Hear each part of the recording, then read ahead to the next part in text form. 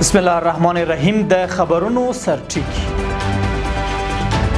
د پکتیکا د تروی ولسوالۍ د ځینو سیمو د نیولو په اړه د پاکستاني رژیم ناسمه ادعا. د اسلامي امارات د رئیس الوزرا او د مالیزیا لومړي وزیر ترمنځ تلیفوني خبرې اترې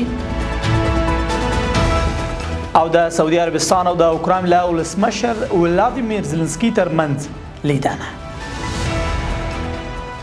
د لوی مهربان خدای په سپیڅلي نامه درنو سلام د نن ورځ خبرونو ته ښه راغلاست. نن شنبه د رفان کال د وري 8 نېټه ده. زیم دا بشپړ خبرونه دي.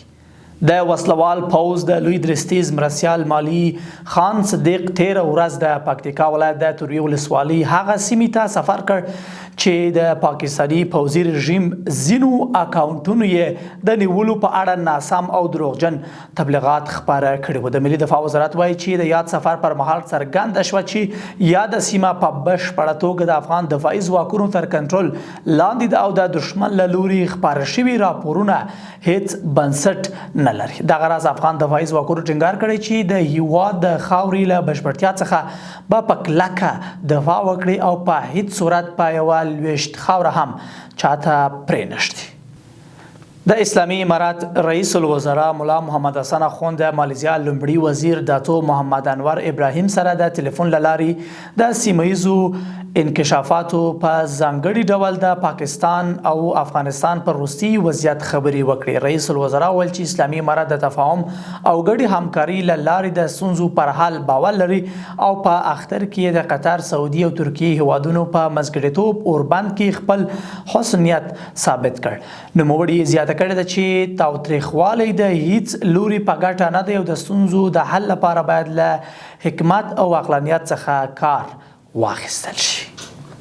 بل خبر ده چې هلمند کې د وروستیو څو ورځو پر مهال سختو بارانونو او سیلابونو خلکو ته درانه مالی زیانونه اړولي دي. د هلمند اطلاعات او کلتور ریاست مسؤلین وایي چې د دې سیلابونو له امله په سنگین، نوزاد، باباجي، نهر سراج او مساقله ولسوالۍ کې 88 کورونه او لسکونه جریبه کرنیزه ځمکه ویجاړه شوې او دغه راز لسکونه څاروي تلف شوي دي. د مسؤلینو په وینا زیانمن شوي کسان په بیړني ډول خوندي سیمو ته لیږدول شوي دي.